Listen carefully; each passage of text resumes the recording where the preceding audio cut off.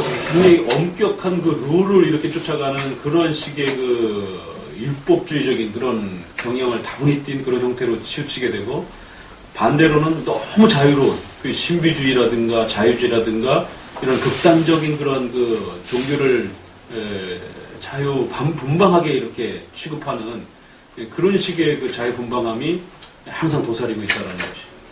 그래서 개혁신앙을 이렇게 하다 보면 여러분들이 경직된 곳에서 생활했든지 아니면 자유분방한 곳에서 생활했든지 개혁신앙을 배우다 보면은 기존의 것에 대한 어떤 비판의식으로 그 반대쪽으로 이렇게 치우치게 된단 말이에요. 그런 위험성이 있어요.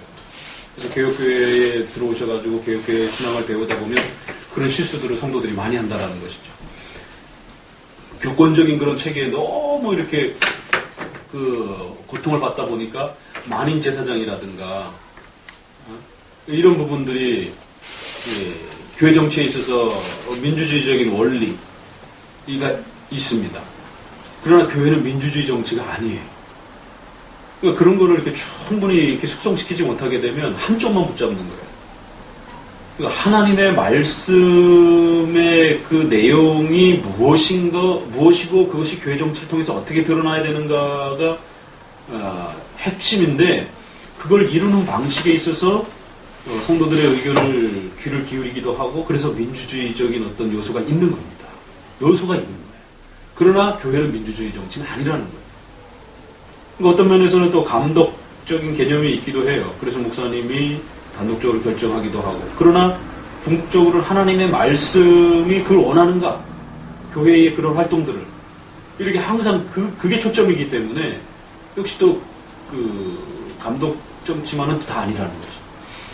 그러니까 항상 한쪽으로 치우치지 않도록 개혁신앙을 배우다 보면 여러 가지가 이렇게 아주 중요한 균형을, 삼일체도 그렇고 기독론도 그렇고 신론 하나님의 주권과 인간의 의지도 그렇고 종말론에 있어서 현세와 내세에 대한 부분도 있고, 교회 정치에 있어서 선택을 받은 백성들의 보이지 않는 교회와 또 조직을 갖춘 보이는 교회의 이런 균형, 이게 종교생활과 십계명에서도 종교생활과 일반 윤리생활에 대한 그런 부분. 이게 개혁신앙은 이런 아주 중요한 일반은총과 특별은총의 이런 총체적인 어떤 그 균형을 찾아가면서 이렇게 항상 한쪽으로 치우치지 않는 이런 게 큰 특징이에요.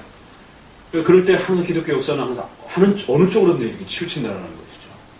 그렇기 때문에 여러분들이 이제 우리가 오전 설교의 그런 부분에 있어서 특별히 우리 신자들이, 기존 신자들이 범할 수 있는, 그렇지만 우리는 한 걸음 더 나아가 생각해야 된다. 개혁교회 성도들이 실수할 수 있는 그런 부분들. 듣기만 하고, 개혁교회 성도들이 듣는 걸 굉장히 좋아합니다.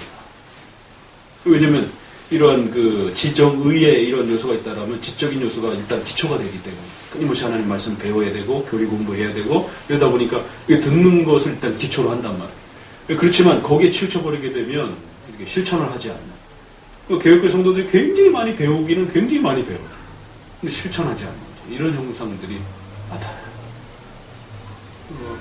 우리 자신도 거기에 속고 있는 우리 자신들을 이렇게 모르는 거예요. 내가 많이 알고 있으니까. 이런 걸로 이제 위안을 삼는 것이죠. 그러나 정작 주일 하나도 이렇게 개혁교회 예배 모범을 따라서 이렇게 주일 성수 하나도 제대로 이렇게 잘 지키지 못하고 있는 그런 자기 자신을 이렇게 검토해 보게 되면 굉장히 이렇게 분발하셔야 된다는 거죠. 그리고 실천에 대한 문제도 그렇고, 또 십계명의 부정적인 것과 적극적인 실천의 부분들, 부정적인 것들은 잘 아는데 적극적인 실천에 대한 부분들을 굉장히 무관심한 그런 부분들. 그러니까 한 부분에서 오늘 간음하지 말라, 도둑질 말라 하지만 하면서도 정작 그 적극적으로 실천에 대한 부분들에 대해서 관심이 별로 없는, 그리고 정작 우리 마음으로부터 그 컨트롤 해야 되는 이런 부분에 대해서는 크게 신경 쓰지 않는, 그러니까 종교적 형식에 이렇게 딱 그 갖춰져 버릴 수 있는 그런 위험성이 개혁교회 성도들에게도 굉장히 그 유혹으로 다가옵니다. 왜 그러냐면 개혁교회 성도들에게는 자유를 굉장히 많이 주거든요. 일반 교회보다 자유를 굉장히 많이 준다. 일반 교회들은 거의 교회 프로그램에 의해서 성도들의 기도 생활, 성경 읽기 생활, 이런 것들을 이게 어린아이처럼 다뤄간단 말이에요. 모든 걸 이렇게 꽉 올감해 놓고 거기에 맞췄는지 안 맞췄는지를 이렇게 점검하면서 시켜간다는 거예요. 그렇지만 개혁교회는 그걸 끊임없이 이렇게 훈련시켜서 교회 질서 안에서 움직이는 것도 있지만 스스로 자신의 종교생활과 일반 생활들을 점검해가고 체크해가면서 성화에 대한 문제들을 이렇게 발전시켜갈 수 있도록 그 성도의 책임에 대한 부분들을, 그 성도의 의지에 대한 부분들을 굉장히 이렇게 훈련시켜준다는 말이에요. 그래서 자기 판단할 줄 알고 결단할 줄 알고 이런 부분들을 그런 부분들에 대해서 이렇게 초기에 훈련이 안 되면 그러니까 자유를 누려보지 못한 사람들에게 자유를 주니까 그 중동사회라든가 이런 데 막 대혼란이 일어나잖아요. 그렇죠? 기가 막힌 건 북한에서 탈출했다가 다시 돌아가고 요즘에도 또 뉴스에 몇 나오더만. 그러니까 자유세계의 질서를 적응을 못하는 거예요. 그러니까 개혁교회의 자유들을 여러분들이 그걸 충분하게 경건 생활의 기초 안에서 누리지 못하면 방종이 되기가 굉장히 쉽더라고요. 그러니까 우리 영주생 같은 경우는 굉장히 자유로운 거예요. 사실은 기독교 신앙생활이 그냥 주일만 와서 그냥 예배 드리고 가고 그러면은 나머지 그러나 일반 교회의 기준으로 보게 되면 굉장히 정말 이렇게 한참 모자른 것처럼 그래서 수요예배도 그렇고 금요예배도 그렇고 새벽 예배도 그렇고 더 이렇게 막 쪼여야 되는 거예요. 그러니까 쪼이든지 아니면 그 반대로 흐르게 된다. 그러니까 뭔가 대책을 세우셔야 된다. 자기 스스로 경건의 패턴이 느슨해지지 않도록. 다른 분들도 마찬가지예요. 그래서 우리가 금요예배도 좀 스톱하고 사실은 개혁교회들은 금요예배를 많이 안 드립니다. 이렇게. 그런 시간들을 각자에게 주는 거예요. 그리고 가정에 주고 모였을 때는 제대로 하고 이런 거 쓰죠. 근데 모였을 때도 이제 막 흐지부지하고 뭐 잘 안 모이고 막 이러면 문제가 된다. 모일 때는 제대로 하고 대신 많이 자유를 주고 이제 이런 것이죠. 그러니까 놀 땐 놀고 뭐 공부할 땐 공부하고 뭐 이런 것처럼 정해진 그런 교회 규범에 따른 그러한 시간들은 철저히 하고 대신은 한 나머지 시간들은 또 성도들에게 일반 은총을 펼쳐갈 수 있도록 또 이렇게 시간을 주고. 그래서 개혁교회 신앙생활을 보면 사실 굉장히 멋있어요. 왜냐면 너무 종교 패턴에 이렇게 얽매지도 않고 그렇다고 또 신비주의처럼 막 비이성적으로 이렇게 막 진짜 막 미친 사람 취급받듯이 그렇게 좀 너무 비상식적으로 행동하면서 그렇게 살아가지 않고 사람 점잖고 아주 이성적이고 그러면서도 믿음 생활을 이렇게 나름대로 자신의 삶 속에서 꾸려가고 그리고 또 자기 생활 속에서 또 이렇게 시간과 이런 부분에 있어서 자유로움을 갖고 살아가고 이 개혁교회 신앙생활을 잘 정착하면 굉장히 멋있습니다. 종교생활이 일반 교회들은 막 쫓기듯이 신앙생활 하잖아요. 그래서 거기에 뒤처지게 되면 마치 이렇게 신앙의 어떤 그 등급을 이렇게 성장하지 못하는 것처럼 막 분위기를 그런 것들을 막 몰아가고 그러다 보니까 뭐 가정이라든가 뭐 애들 교육이라든가 이런 것들이 막 다 그냥 막 이렇게 붕괴되어지고 막 이런 부분들이. 개혁교회는 그런 면에서 참 멋있단 말이에요. 근데 이게 제대로 잘 체계화되고 정착되지 않으면 그 이제 자유와 방종으로 가기다. 그리고 한쪽으로는 고신처럼 안 되니까 확 올감해 버리는 거지. 율법의 어떤 그 규범 형태로 확 올감해 버리는 거지. 그런 어떤 한국 교회의 성숙하지 못한 어떤 그런 모습 때문에 그런 아픔들을 많이 겪었다는 거죠. 그래서 여러분들이 특별히 이제 신자들의 그런 잘못들 또 더더욱 한 걸음 더 나서 우리 개혁교회 성도로서의 어떤 우리가 실수할 수 있는 부분들 이런 것들을 잘 체크해가지고 여러분의 신앙이 이렇게 자꾸 한 해가 거듭해 갈수록 지정의 모든 부분이 이렇게 자라가야 된다. 우리가 인격을 지정이라고 했을 때 성경에 대한 지적인 부분도 많이 자라가셔야 되고 또 정말 사모하는 마음과 하나님을 사모하는 열정과 또 이웃에 대한 그런 불쌍함 또 그런 애정 이런 것들도 굉장히 풍성해져야 되고 지정, 결단 작은 부분에 있어서 끊임없이 실천해가는 것들이 눈에 보이게 조금씩 자꾸 드러나셔야 된다는 거죠. 그런 부분에서 이렇게 한 걸음 한 걸음 자라가는 표시들이 이렇게 드러나셔야 된다. 그렇지 않으면 우리가 개혁교회를 하면서 큰 죄를 지을 수 있는 목사님들 모임에 가서도 자꾸 이제 그런 이제 목사님이 이제 중간 정도거든요. 이제 선생님들하고 그 중간에 이제 시작하는 이제 새로운 목사님들 사이에 15년 차 정도 20년 차 이렇게 되니까 이제 그런 위치에 있는 거예요. 그러니까 끊임없이 내가 그런 얘기들을 하는 거예요. 정말 오히려 개혁교회 목회자들이 범죄할 수 있는 그런 실수들, 너무 독선적이고 다른 개혁신앙을 가진 사람들을 목회자들 교파를 잘 인정하지 않고 자기만 이렇게 마치 그 개혁신앙을 다 가진 것처럼 막 그런 어떤 너무 이렇게 아주 이런 직선적인 편협한 또 이런 독선적인 어떤 그런 태도들이 개혁교회 목회자들이 굉장히 강해요. 왜냐면 진리를 정확하게 분별했다라고 하는 어떤 그런 그 자부심 때문에 굉장히 그런 게 강하다. 그런 면에서 교회 분열이 이렇게 가속화돼요. 그러니까 이번에 우리가 WCC의 이런 것들 보면서 사실은 한국교회가 엄청 반성해야 된다고. 왜 저들이 저렇게 열심을 거기에 초점을 맞추고 또 많은 성도들이 야, 그거 괜찮다라고 거기에 쏠리느냐면 반대로 그거는 그동안의 교회가, 개혁회가 너무 분열을 일삼고 이렇게 교회가 연합하고 화합하는 모습들을 못 보여줬기 때문에 성도들은 이제 그런 부분에서 뭐 종교가 왜 이런가, 기독교가. 그러던 차에 이렇게 전 세계적인 어떤 그 일침 모임으로 이렇게 뭔가 이렇게 막 움직여지는 것을 보니까 새로운 모습을 보는 거잖아요, 성도들. 그러니까 신학적인 면은 둘째 치고라도 결과론적 면에서도 괜찮다 이렇게 가는 거예요. 우리가 그런 면에서 상당히 긴장하셔야 된다. 우리가 개혁교회 이런 부분들을 잘 회복해가지고 그런 부분들을 정착시키는 것도 중요하고 예를 들면은 교리에 대한 그런 부분을 끊임없이 배워가고 또 성찬에 대한 부분 그러니까 3대 표지가 말씀에 대한 참된 선포 근데 거기에 의미는 참된 교리 교육이라는 뜻이에요. 그게 설교를 통해서도 교리 교육을 하는 거고 교리 문답을 통해서도 교리 교육을 하는 거죠. 많은 설교들이 있기 때문에 그 설교를 다 진짜라 할 수 없는 거거든요. 무슨 설교가 참된 설교냐? 교리 교육을 하는 설교가 진짜 설교라는 거죠.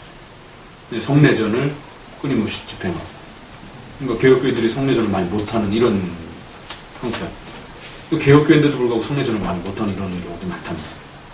우리가 될 수 있는 한 성례전을 자주 이렇게 또 행하면서 그 성례전을 통해서 그리스도와 우리가 하나 된 정말 그 그리스도 앞에 우리가 고백한 그 고백 나의 신앙 고백 내가 하나님을 위해서 살겠다라고 한 그 나의 결단, 의지 그 과연 얼마만큼 내가 흔들리지 않고 있는가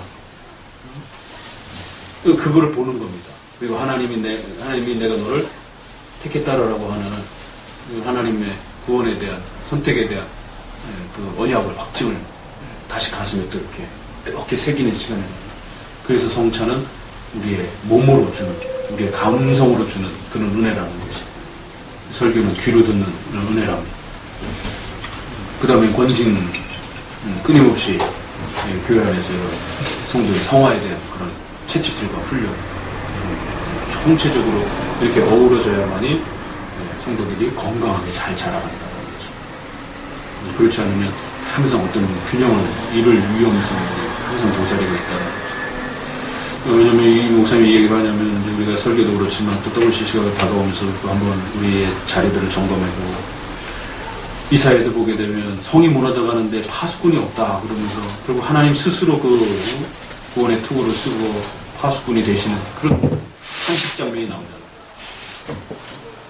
아브라함에게도 그렇고 소돔과 고모라가 멸망할 때도 그렇고 의인이 없어가지고 10명이 없어가지고 멸망한 그러니까 그 시대의 그 악의 위협과 도전들을 보지 못하고 그냥 침묵하고 그냥 무관심하고 한국교회가 이렇게 위기에 처했는데 정말 큰 교단이라고 하는데 이런 데서는 움직이지 않고 아무 관심도 갖지 않고 그러니까 역사는 결국 그 시대마다 어떤 조직과 어떤 그 규모의 크기에 따라서 움직이는 게 아니라 그 시대마다 그걸 볼 수 있는 눈을 가진 분들 그런 성도들 그런 목회자들 그런 사람들의 안타까운 탄식어린 기도와 하나님 앞에 발버둥 치는 그런 신앙의 결단의 모습들을 통해서 교회의 역사는 이렇게 꾸려져 가는 거예요. 그리고 아브라함 때도 그렇고 의인이 없어서 그러는데 찾아볼 수 없는 그 시대를 바라보면서 안타까워하는 자가 없다라는 거예요. 그런 그 죄악상에 대해서. 어느 시대는 똑같이 신사참배를 바라보면서 아무렇지도 않다 이렇게 생각하는데 유달리 주기철 목사님이라든가 오선영 목사님 뭐 이런 분들 중심으로 해서 우상숭배에 대한 어떤 심각함을 토로하고 탄식하고 그것 때문에 막 자신의 전 생애를 거기에 쏟아붓고 막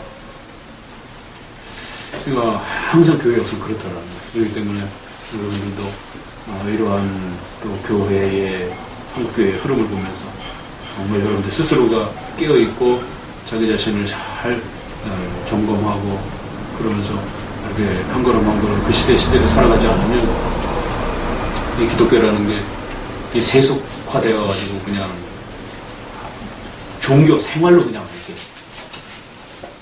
이렇게 종교가 하나의 기호식품화 내버리는 거예요. 안 가긴 좀 찝찝하고 가서 하자니 좀 저거 하고 그러니까 그냥 적당히 그냥 이렇게 몸에 그냥 이렇게 굳어져 버리는 그런 식의 형식들이 되어지기가 참 쉽다라는 거죠. 그러니까 교리교육은 그런 우리의 무뎌짐을 자꾸만 이렇게 날카롭게 이렇게 자꾸 세우는 거죠. 그래서 여러분들이 주일날 와서 하나님의 말씀을 들으면서 설교를 통하여 예배를 통하여 여러분의 가슴이 다시 뜨거워지는 거예요. 그런 무뎌진 그런 일상생활 속에서의 그런 무뎌짐들이 다시 한번 주일 예배를 통해서 가슴이 뜨거워지면서 하나님의 나라와 하나님을 섬기는 자로서의 그런 성도로서의 그런 자존심 또 성도로서의 그런 사명 이런 부분들이 이렇게 다시 마음이 새로워지는 것이죠. 가슴이 그 말씀을 통해서 다시 뜨거워지고 그래서 영의 양식이라고 그러는 거예요. 그 예배를 통해서 여러분의 마음이 확 뜨거워지고 그게 주일이 힘이 되는 겁니다. 그렇지 않으면 그냥 다분히 종교생활이 되는 거예요. 와서 예배드리고 또 끝나면 가고 완전 다람쥐 쳇바퀴 돌듯이 그냥 툭툭툭툭 돌아가는 거죠. 아무 여러분의 마음에 어떤 그 감동 없이 가슴이 뜨거워지면서 정말 우리 시대 이 시대 작은 기도 한마디라 할지라도 정말 한국 교회를 염려하고 사랑하는 그런 마음에서 하나님 앞에 기도하고 그게 어떤 큰 변화와 어떤 조직과 힘을 갖추고 있지 않다 하더라도 하나님 그런 거 보는 게 아니거든요. 아브라함의 기도와 또 그 의인들이 하나님 앞에 탄식하고 눈물 흘리는 그런 작은 소리 하나하나들이 하나님께 이렇게 쌓여가는 거거든요. 그리고 또 교리교육을 통해서 또 여러분의 놓쳐져 있던 부분들을 또 이렇게 자꾸 또 이렇게 보수해서 성경에 대한 기본 체계들을 뿌리들을 자꾸 굳건하게 세워가는 거죠. 그래야만 여러분이 성경으로 무장될 수 있습니다. 오늘 설교 같은 경우는 정말 심각한 설교 아니에요. 구약을 성도들이 읽지 못하는 거예요. 율법을 제대로 이해 못하니까 어찌됐든 율법이 구약에 비중이 많단 말이에요. 신약보다는. 그러니까 성경을 읽지 못하는 거예요. 구약을 읽어도 은혜가 안 되는 거예요. 뭐 구약을 읽으면 막 가슴이 신약은 교리적 내용이라면 구약은 역사적 현장 속에서 풀어낸 내용이란 말이에요. 그러니까 오히려 구약이 훨씬 더 재밌어야 돼. 막 흥분되고 막 그 사건 하나하나들이 막 생생하잖아. 막. 신약은 딱딱딱딱 이렇게 명령식으로 이렇게 교리 체계를 딱 정립해 놓은 거라 좀 간단한 거고. 시편 같은 경우는 막 우리 감성에다 말을 하잖아. 마음에다 말을 하잖아. 그래서 시가 서잖아. 하나님이 회개치 않는 자들을 향하여 칼을 갈고 계십니다. 그래서 해석도 필요 없잖아요, 그냥. 그 말 한마디가 얼마나 섬뜩한지. 하나님이 칼을 갈고 계십니다. 또 이 편에는 하나님이 비웃으십니다. 저들을 향하여 웃으시며 얼마나 하나님이 기가 막히면 비웃고 계시다라는 거예요. 그런 게 이제 시에 쇼킹한 그런 아주 감성이 확 와닿잖아요. 하나님은 얼굴이 없으시지만 하늘에서 그 우리 인간의 어리석음들의 그 참 하찮은 모습들 보면 비웃고 계시는 그런 느낌이 그냥 가슴에 확 와닿잖아요. 회개하지 않는 자들 칼을 가르칩니다. 다윗이 6편에서는 내 그 바셋바 범하고 나서 내 죄에 대한 회개로 내 눈물이 침상을 띄우나이다. 얼마나 울어야 도대체 침대가 뜰 수 있는 거예요, 도대체. 다 그런 게 과장법이 시의 그런 표현들이잖아요. 그 읽는 그 편 하나 자체가 그냥 우리 가슴이 확 와닿는다. 성도들이 자신의 죄에 대해서 그 시대의 죄를 향하여 끌어안고 하나님 앞에 탄식함이 얼마나 통탄스러웠으면 자신의 눈물로 침대를 띄운다고 그러잖아요. 그런 안타까움. 한국교회가 요즘 이런 위협 앞에 놓여져 있는데 정말 그런 내 교회라 생각 이게 하나님의 교회이기 때문에 그런 안타까움이 복받치는 거지. 하나님의 교회가 이렇게까지 위협을 받고 있는데 그런 걱정스러움 이런 겁니다. 이거 구약은 그런 거 굉장히 재밌고 훨씬 더 막 생생하고 말이죠. 근데 구약을 읽기 위해서 반드시 율법을 이해해야 되고 그걸 위해서는 6가지의 의식법을 이해해야 된다고 그랬잖아요. 그죠? 족법법이라든가 성전 제사법이라든가 성전법, 제사법. 그런 부분들을 이해 못하면 구약은 못 읽는다고 그래요. 얘기를 했잖아요. 그러면 주일에 이러한 내용들을 들으면서 다시 한번 그런 마음들도 이렇게 새롭게 하고 참 개혁교회 성도로서 이렇게 자라간다라고 하는 게 쉽진 않아요. 그러나 정말 멋있는 길이고 정말 그 길이 진짜 길이고 그렇지 않고 일반적 그런 신앙생활을 보게 되면 너무 완전히 그냥 눈 가리고 아웅식의 그런 종교생활에 그냥 이렇게 매여 있는 어떤 그런 모습들. 진짜를 하면 제대로 해야 된다는 것이죠. 두루두루 WCC에 대해서 좀 관심을 가지시고 저기 그 인터넷에 들어가서 그 서명단체들이 있어요. 부산에서도 하고 이쪽 또 다른 데서도 하고 좀 그 서명단체 들어가서 서명도 좀 하시고 그게 한 최소 30만 이상은 돼야 그 법원에다가 제출할 때 그 좀 효력이 있다고 그러더라고요. 그래서 30만, 40만 좀 넘어가나 봐요. 그래서 우리가 1000만인, 100만인 서명운동 이렇게 목표로 하고 지금 하고 있기 때문에 왜냐면 법률적으로도 그 20억 넘는 그 돈이 아직 집행이 안 됐는데 국가에서 반대고 조영희 목사하고 김상 목사가 반대고 그래서 50억 총 이제 예상 비용으로 해가지고 이제 이렇게 그러니까 개인이 내는 돈이야 우리가 뭐라 못하지만 국가에서 집행하는 돈은 이제 집행 못하게 하려고 금지 가처분 신청을 이제 막 여기저기 단체에서 지금 막 내고 있고 거기다가 이제 서명 날인 그 기부 저거를 이렇게 작성을 한 걸 이렇게 동봉해가지고 이제 이번 주 또 들어간다 그러더라고요. 계속해서 그런 시위들을 이렇게 국회를 또 정부를 향해서 또 이렇게 해가지고 집행하지 못하더라고요. 어찌됐든 돈만 묶이면 어찌됐든 또 큰 치명타를 입으니까.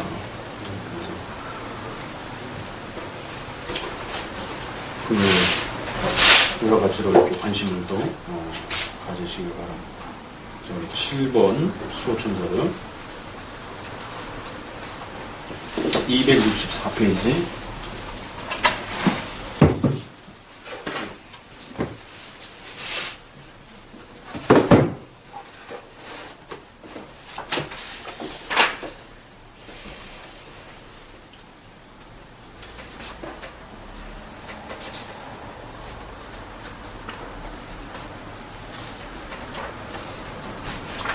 읽습니다. 그러나 신자 한 사람을 지키기 위해 개개의 천사가 그들 각자에게 배정되어 있는 데에서는 나로서 감히 화문할 수 없다. 다니엘이 히브리서인들의 천사와 해안들의 천사를 소개할 때 특수한 천사들의 왕과 지성의 수호자로 임명되었다는 것을 그는 명시하였다.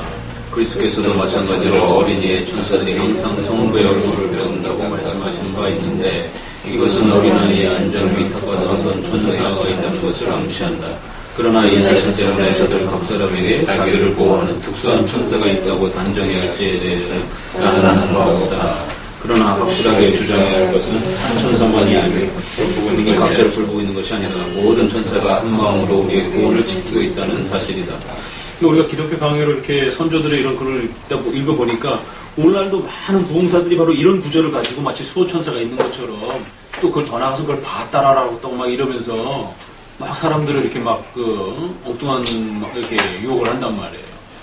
그러니까 적어도 우리 기독교의 전통에 있어서 그 중요한 그 선생님들이 이런 구절들을 그렇게 해석하지 않는구나 라고 이렇게 보면 추이해야 된다라는 거죠. 막 목사님 개인 혼자서 막 해석할 문제가 아니라 성도들도 역시 마찬가지고, 어떤 이런 수호천사라는 개념은 우리 기독교 전통 안에 이렇게 들어온 게 아니라 어떤 다른 곳에서 이렇게 들어온 것이구나, 이게. 칼빈 목사님조차도 거기에 대해서 이렇게 침묵하잖아요. 그럼 우리가 선명하게 말해서는 안 된다, 이렇게. 성경이 그걸 분명하게 말하고 있지 않기 때문에, 오히려 하나님이 모든 천사들이 우리를 도와주기 위해서 우리를 집중하고 있다. 이게 훨씬 더 큰 은혜가 되지. 천사 하나만 달랑 데리고 다니고 이러면 훨씬 더 이렇게 연약해지지 않나요? 자, 밑에서 여섯째 줄 읽어봅니다. 이와 비슷하게 일반 대중들은 천사, 곧 선한 천사와 악한 천사가 있다고 상상하고는 그것이 마치 별개의 특성인 것처럼 각자에게 예수시킨다. 그러나 그래서 아무런 상관이 없는 것을 열심히 탐구한 것은 실로 물같은 일이다. 모든 천군 천사가 자신의 안전을 계속해서 지켜준다는 사실에 대해 만족하지 못하면 한 천사가 자신의 특별한 수호자로 세워졌다는 것을 안다고 해서 무슨 유익이 있을지 알 수 없다. 우리 각자에게 베푸시는 하나님의 돌보심을 한 천사에게만 국한시키는 자들은 저들 자신뿐만 아니라 교회 온 회원들에게까지도 큰 부정을 행하는 것이다. 천사의 계급과 수의 모양에 대해서 중세 시대도 이것에 대한 어떤 그런 여러 각도의 상상들이 있었기 때문에 이걸 이제 어거스틴과 칼빈을 통해서 이제 거의 정리가 되는 거예요.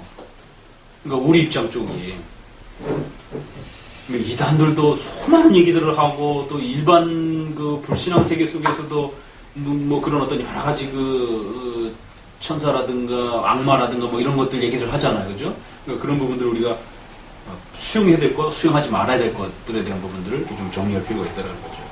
읽어봅니다. 천사의 수와 계급을 감히 결정짓는 자들은 무엇에 근거해서 그런 일을 하는지 생각해 볼 필요가 있다. 다니엘이 미가를 가리켜 대군이라고 부르고 유다가 그를 천사장이라고 부르는 것을 나는 알고 있다. 그리고 바울도 나팔소리와 함께 사람들을 심판자리에 모으는 자가 바로 천사장이라고 말했다.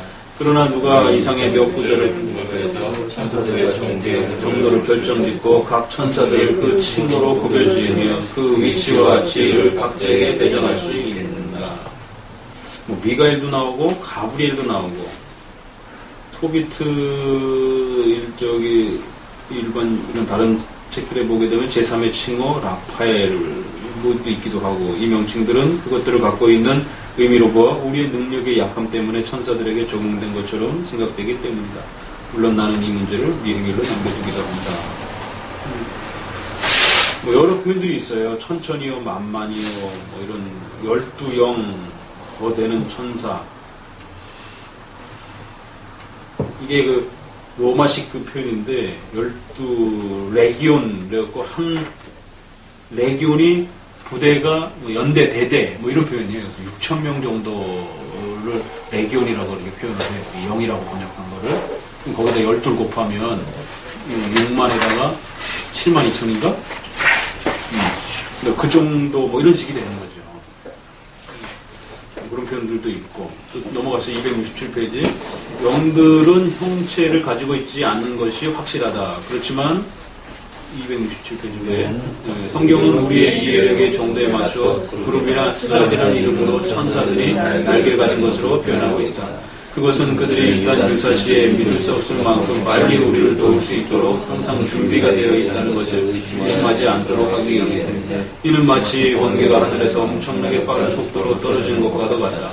더욱이 천사의 수와 계급에 대해서는 종말에 가서야 비로소 그 완전한 계시를 알게 될 심리에 속하는 것이다. 그러므로 너무 지나친 호기심을 갖고 탐구한다든가 너무 확신 있게 말하는 일이 없도록 주의해야겠다. 그러니까 성경에 물론 천사가 성전에도 보면 이게 2m 이상의 솔로몬 성전에 보게 되면 크게 이렇게 날개 달린 성전이 있고 속죄소라고 하는 법궤 위에도 보면 이렇게 날개를 이렇게 서로 마주친 형태도 있기도 하고 또 이런 벽에 같은 데 보면 또 이렇게 천사의 문양들이 이렇게 새겨져 있기도 하고 그러잖아요. 근데 이제 그건 하나의 구약의 의식법으로 우리가 봐야 된다라는 거예요. 성전도 그렇고 제사제도도 그렇고 다 그것들이 다 도구들이 의식법의 테두리 안에 있잖아요. 그죠? 그러니까 신약으로 와서는 사실 그것도 그냥 이렇게 좀 정리되는 것으로 좀 봐야 되는 거예요. 그러니까 구약에는 아직 그리스도께서 오시지 않았기 때문에 천사들에 대해서 표현하면서도 날개를 가지고 뭐 날개가 6개가 달려 있고 뭐 4개가 달려 있고 뭐 그 날개의 크기도 뭐 표현하기도 하고 뭐 여러 가지 다양한 모습을 표현해요. 그러나 이제 그건 하나의 구약의 의식법적인 그 틀 안에서 보면서 그리스도께서 오시기 전까지 하나의 그 구약의 백성들을 이렇게 훈련시키는 하나의 도구로 이렇게 이해할 필요가 있다는 거죠. 그럼 하나님이 오늘날도 천사가 날개 달린 천사처럼 뭐 이렇게 우리에게 역사하시느냐? 이러면 이제 곤란해진다라는 거예요. 구약에는 아직 그리스도께서 오시기 전이었고 의식법과 정치법이 유지되던 시대였기 때문에 간혹 백성들에게 이게 천사가 날개 달린 모습으로 때로는 여호수아에게는 군대 장관으로 나타나 칼 빼들고 이렇게 서 있기도 하고 아브라함에게는 뭐 사람으로 나타나 오셔가지고 이렇게 먹고 같이 이렇게 뭐 이렇게 하는 표현들도 나타나고 또 삼손곡에서는 막 불 가운데서 막 불을 타고 막 올라가기도 하고 막 그러기도 하잖아요, 그죠? 그러니까 그런 여러 가지 다양한 모습이 있는데 그러니까 내가 꿈에 저기 뭐 환상 중에 천사를 봤다 이렇게 가면 좀 곤란한다라는 거죠. 그건 예수님 오시기 전까지 천사조차도 안 믿기니까 가시적인 어떤 형태를 통해서 하나님이 그들의 이해를 도와준 거예요. 그렇지만 지금은 그리스도께서 오셔서 우리가 어떻게 믿고 구원받아야 될지에 대한 이런 것들이 선명해졌잖아요. 그렇죠? 그렇기 때문에 천사에 대한 이런 존재, 또 예수님이 우리를 도우실 것이다라고 하는 이런 확신에 대한 부분들도 그렇게 구약에 있는 어떤 형식처럼 꼭 천사가 날개 달린 모습으로 와갖고 막 파닥거려야 도와주겠다 뭐 이렇게 생각하지 않아도 된다라는 거예요. 그리스도의 그런 희생과 은혜와 역사 이런 부분들이 우리에게 하나님이 우리를 도우신다라고 하는 것에 대한 그런 아주 강력한 확신과 이런 것을 충분히 줄 수 있다는 것이죠. 그리고 천사의 본질은 오히려 눈에 보이지 않는 것이다라는 거죠. 영이시기 때문에. 날개가 달리면 오히려 불편한 거죠. 날아가는데 아무리 빨라도 그렇잖아, 그죠? 오히려 날개가 없는 영적 존재, 물질적인 존재가 아니어야 얼마든지 이렇게 신속하게 움직여 다닐 수 있는, 바람이 얼마나 빠른 속도로 움직이는지 우리 모르잖아요. 소리도 그렇고. 그래서 빛도 제일 빠르니까 뭐 우리가 광년이다 뭐 이렇게 표현을 하잖아요, 그죠? 소리보다. 그 영적, 그런 물질보다 물질이 아닌 영적 존재로 있어야 훨씬 그보다 더 빨리 이렇게 움직여서 성도들을 도와줄 수 있고 이런 부분들이. 자꾸만 그걸 가시적으로 자꾸 이렇게 생각하고 눈에 보이는 형태로 자꾸 추적해 간다라면 여기 본질을 잃어버리니까 자꾸 그런 현상들이 나타나는 거예요. 그러니까 골로새서에 보게 되면 뭐 천사 숭배하는 것과 월식과 안식일을 지키는 것과 뭐 자랑하는데 이런 거에 매여 있는 그리스도를 이해하지 못하고 세상에 초등학문에 매여 있는 자들이 있다 뭐 이런 식의 이제 비판들 나오잖아요. 그러니까 그게 이제 바로 자꾸 신앙을 이런 어떤 눈에 보이는 어떤 신비주의적인 어떤 이런 형태로만 자꾸 몰아가는 이런 수준의 어떤 신앙들을 문제 있게 지적하는 거죠. 천사에 대한 부분들도 너무 이렇게 또 계급을 나눠가지고 뭐 미가엘을 봤다 또 막 이런 식으로 하게 되면 곤란해진다고. 목사님이 그 단위에서 말씀 읽다가 나는 미가엘이고 이제 아니 나는 가브리엘이고 그럼 미가엘이 와서 도운다 그랬잖아요. 그러니까 그럼 미가엘은 누군가 그랬을 때 이제 사모님이다 이제 이렇게 이게 이제 완전 아전이습격의 마구잡이 해석이지 이제 그래갖고 이제 막 하나님이 배우자를 주셨는가 막 이제 이렇게 막 추적해가고 이제 막 그런 일들이 벌어질 수 있단 말이에요. 자, 9번 천사는 단순한 관념이 아니라 실제다. 그렇다고 해서 또 너무 천사를 에이 그 뭐 아무것도 아니야 뭐 이런 안 보이니까 뭐 없어 뭐 이렇게 또 이렇게 극단으로 가면 그것도 문제라는 거예요. 천사를 너무 보이는 형태로 이렇게 고착하게 만들려고 하는 것도 그렇지만 너무 무시하고 뭐 없는 것처럼 이렇게 취급해도 문제라는 거예요. 읽어봅니다. 그러나 침착하지 못한 사람들이 의심하고 있는 이 점에 대해서 우리는 다음과 같이 명백히 해줄 필요가 있다. 천사는 우리는 영혼이며 하나님께서는 천사들의 봉사를 통하여 자기 백성을 보호하시고 또 천사들을 통하여 하나님은 인간에게 자비를 베푸시며 그의 남은 일들을 수행하신다는 것 등이다. 사도행전 23장 뒤에 그러나 이 터무니없는 생각은 성경의 여러 증거와는 매우 반대되는 것으로 어떻게 그런 류의 무지가 그 백성들 사이에 일어나게 되었는지 참으로 놀라운 일입니다. 사두개인들이 이제 이렇게 뭐 충동이나 뭐 이런 걸로 해석을 했다라는 거예요. 천사를. 너무 천사를 또 이렇게 무시해도 안 된다라는 거. 넘겨봅시다. 268페이지. 267 맨 아래부터 들고봅니다. 그리고 이와 비슷한 귀절들에 대하여는 더 말하지 않더라도 그의 천사는 실질적인 실체를 가진 영이라는 것을 명백하게 논증하는 귀절들이 또 있기 때문이다. 그것이 아무리 곡해 된다 하더라도 율법이 천사들의 손으로 전했다고 한 스데반과 바울의 말을 그대로 이해해야 한다. 쭉 내려오셔서 각주 21번 히브리서 1장 옆에 천사들이 자주 찾으셨어요? 각주번호 21번 뒤에 천사들이 자주 사람의 모양으로 거룩한 족장들에게 나타나서 그들과 이야기를 하며 그들에게 환대를 받았다는 것 여기서 그리고 그리스도 자신도 중보자를 있게 돼서 얻은 파워성 때문에 천사라고 불렸다. 여러 세대 전에 사탄에 의해 제기되었고 또 자주 새로 일어나는 그 어리석고 불합리한 사상에 대비하여 순박한 자들의 신앙을 강하기 위해 이 점에 대하여 언급하는 것이 되게 좋다고 생각되었다. 천사에 대한 부분을 너무 또 무시해갖고 아무것도 아닌 것처럼 또 이렇게. 역시 사탄도 마찬가지예요. 그러니까 사탄을 너무 이렇게 가시적인 어떤 형태로만 보여주고 마치 그게 사탄인 것처럼 이렇게 생각하시면 그것도 큰일이에요. 영화를 너무 많이 보다 보면 그런 오해에 빠진다라는 거지. 그러나 루터가 그래서 그런 부분에 있어서 좀 교리적으로 좀 약해요. 어떤 글이냐면 루터의 설교 중에 아침에 딱 일어나니까 창문 너머에 사탄이 나를 쳐다보면서 씩 웃었다. 그런 이제 얘기도 있어요. 그래갖고 내가 사탄을 무시하고 승리했다. 뭐 이런 식의 저 녀석이 오늘도 나를 괴롭히려고 또 쳐다보고 있구나. 뭐 이런 식의 근데 우리가 좀 보면 왜냐면 그 당시 신비주의 수도원적 그런 경건 이런 부분이 이렇게 신비주의 색채가 루터에게 이렇게 영향을 끼쳤었거든요. 그러니까 신비주의자들이 그런 경험들 많이 얘기하잖아요. 그러나 정작 더 무서운 사탄의 어떤 그 활동들은 뭐예요? 우리 마음의 미움, 시기, 질투. 이것도 다 사탄으로부터 오는 그런 영향력들이라고. 그게 더 무서웠잖아요. 그죠? 그럼 막지도 못하고. 아니, 눈에 보이는 건 안 보면 되잖아. 그렇지만 시기, 질투, 미움이라든가 이런 게 뭐, 그걸 막을 수 있어요? 내 마음속에 막 파고드는데? 실제로 그건 더 무서운 거예요. 사탄의 그런 어떤 활동들은. 근데 자꾸만 사탄도 눈에 보이는 어떤 형태로만 딱 이렇게 정해 넣어버리면, 그런 게 없으니까 나는 안전하겠지. 뭐 이런 식으로 생각했으면 안 된다는 거예요.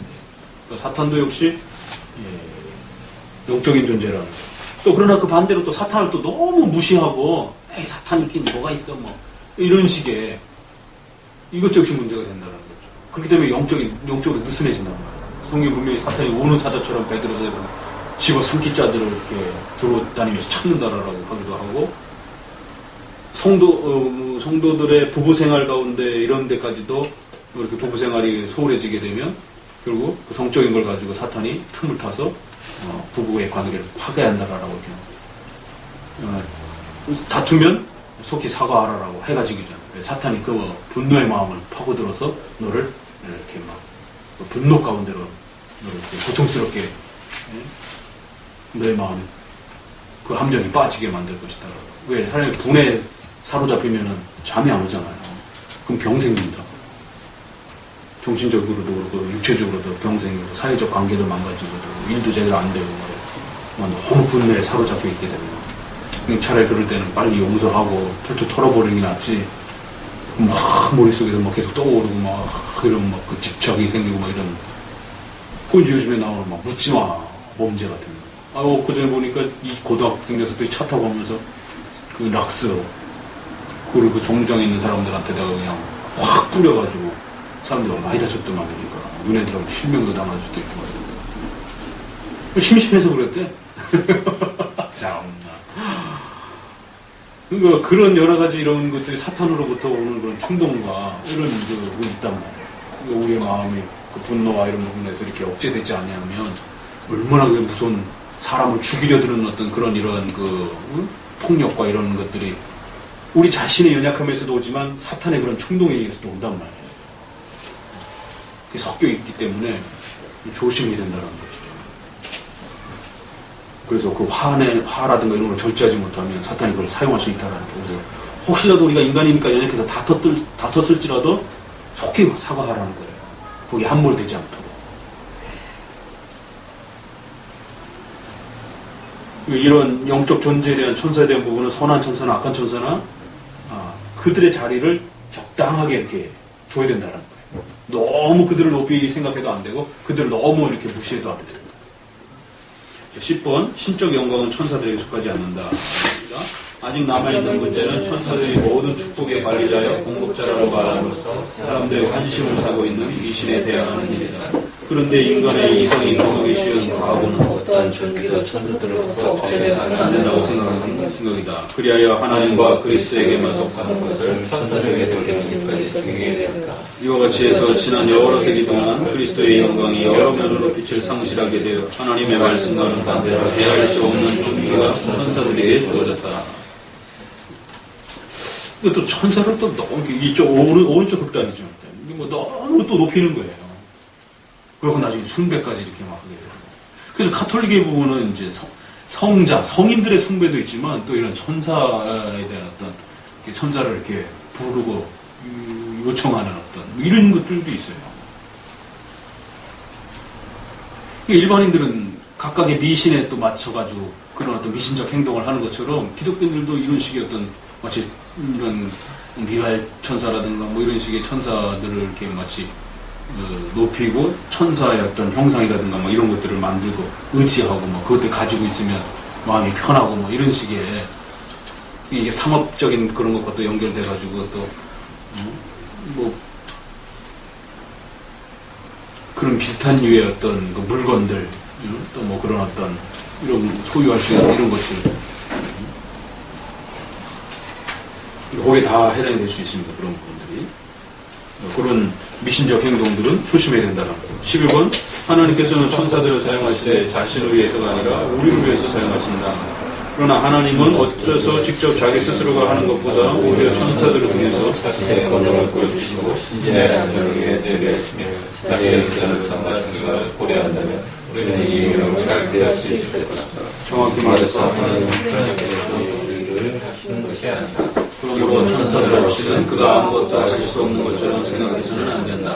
하나님께서는 자신이 원하실 때에는 언제든지 천사들을 그대로 두고 자신의 의지만으로 자신의 일을 수행하시는 것이다. 따라서 하나님은 어떤 어려움을 덜기 위해 저들의 도움을 받으시는 것도 아니다. 그러므로 하나님께서 천사를 사용하시는 것은 우리의 약함을 위로하기 위함이며 이 위로는 우리의 마음으로 선한 소망을 가지게 하거나 또는 안전의 확신을 가지게 하는데 조금도 부족함이 없는 것이다. 하나님 스스로도 다 하실 수 있지만 이처럼 우리를 돕는 많은 이런 또 영적 존재들이 있다라고 하는 것을 생각할 때 우리 성도들이 훨씬 더 위로를 받게 된다는 것이죠. 자, 12번 마지막 천사는 우리가 주님만 바라보는 것을 방해하지 않는다. 그래서 그러므로 천사의 직무에 대해서 무슨 말을 하든 우리는 모든 유혹을 극복하고 하나님께 대한 우리의 소망을 한층 더 굳게 확립하는 데 목표를 두기로 하자. 실로 주께서 우리를 위하여 이 돕는 자들을 마련해 두신 것은 무수한 원수들이 마치 주의 도우심보다 무사하기라도 한 것처럼 그들 때문에 두려워하지 않고 오히려 우리와 함께한 자가 저와 함께한 자보다 많으리라고 한 엘리사의 말에서 위안을 찾게 하려는 것이다. 그렇다면 하나님께서 그의 도우심이 우리에게 더욱더 가까이 하신다는 것을 증거하시기 위해 세우신 천사들 때문에 우리가 하나님으로부터 멀어지게 된다는 것은 얼마나 어리석은 일인가. 넘기셔서 그 아래 맨 아래 줄 하나님으로 하여금 우리에게 자비심을 더욱 베푸시도록 할 목적으로 천사들에게 경배하는 저 플라톤 철학을 물리쳐야 한다. 미신적이고 호기심 많은 사람들이 처음부터 우리 종교에 끌어들이려고 했고 또 오늘날까지도 계속 구하고 있는 것이 바로 이것이다. 뭐 역사 속에 이런 천사 숭배 또 천사를 직접 숭배하지는 않지만 또 그런 비슷한 어떤 뉘앙스를 통해 가지고 이렇게 그 미신적인 어떤 거에 매이르게 하는 그런 많은 유혹들이 있었고 기독교적인 미신적 행위들이라든가 뭐 이런 것들도 그렇고 우리가 그런 부분들을 상당히 주의해야 되고 성경에서 천사를 가르치는 이유는 이렇게 성도들을 하나님이 보호하고 계시다라고 하는 강력한 그 위로에 대한 그 목적임을 우리가 잘 구분하셔야 된다는 것이. 자, 대략 이 정도까지 이렇게 합시다. 기도합니다. 하나님 감사를 드립니다. 우리